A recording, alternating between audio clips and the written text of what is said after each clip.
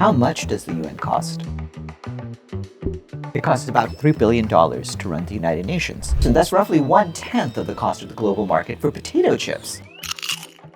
When you divide that amongst the 8 billion people of the world, you have a cost of a little bit less than 40 cents per person per year that the UN operates. And if you add up all of those expenses, regular budget and peacekeeping together, the annual cost on average for every person on the world is about $1.25 per person. So it's about as much as, say, a bag of chips, although chips are actually slightly more expensive than that and slightly worse for you.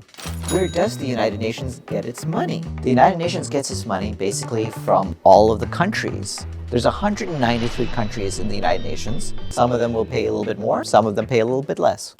Who sets the amount each country pays? The member states agree on what the percentage each country pays should be, based on a complex formula that includes the size of each country's economy and the size and the responsibilities of the country. You range from a high of 22% for the United States, which pays the most, to a low of 0.001% for the smallest countries.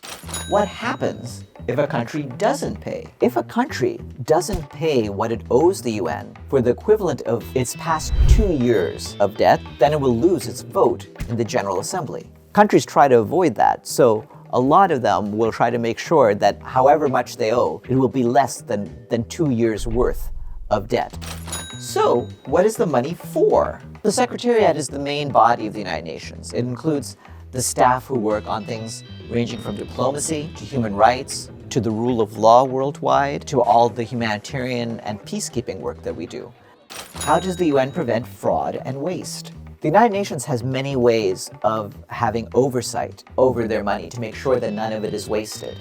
And we do have internal and external auditors. There's groups inside the UN, like the Office of Internal Oversight Services, that investigates any allegations of fraud or corruption. But also, the main way of oversight ultimately is through the member states of the United Nations. They approve the budget and make sure that the expenses that the UN pays match up with our goals.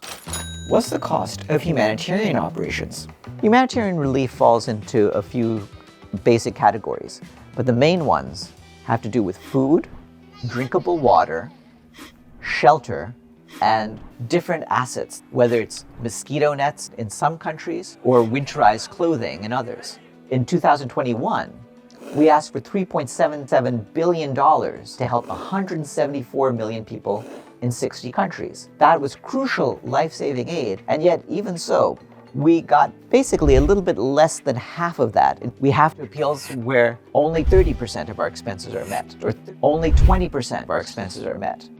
It really depends. Some of the crises that get the most attention worldwide, we get all of the money we're asking for. But others, in countries that are less in the news daily, get much, much less. We don't see humanitarian aid as simply an expenditure. It's an investment in people, and ultimately, it's much less than the cost of giving up on people. How does this all fit in with UNICEF, the World Health Organization, and other entities? The United Nations also comprises a vast range of agencies, funds, and programs. They deal with all kinds of special issues, from the concerns of children, women, people with AIDS, atomic energy, our postal transactions, civil aviation. So there's a wide variety of them, and each one has their own budget and their own board of directors. How does the cost of peace compare to the price of war? Certainly, there's trillions of dollars that are spent on the war machines of the world. UN peacekeepers, as many of them as there are, add up to 0.3% of the world's military expenditures. The other 99.7% comes from different member states.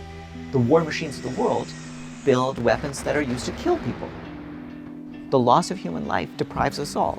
We need to have a better way in life in the United Nations through its diplomatic work, its humanitarian work, its work on behalf of human rights, is trying to do what it can to establish a world where money can be spent for things that people really want. That is to say, a life of health, a life in which people are educated, a better life for all of them.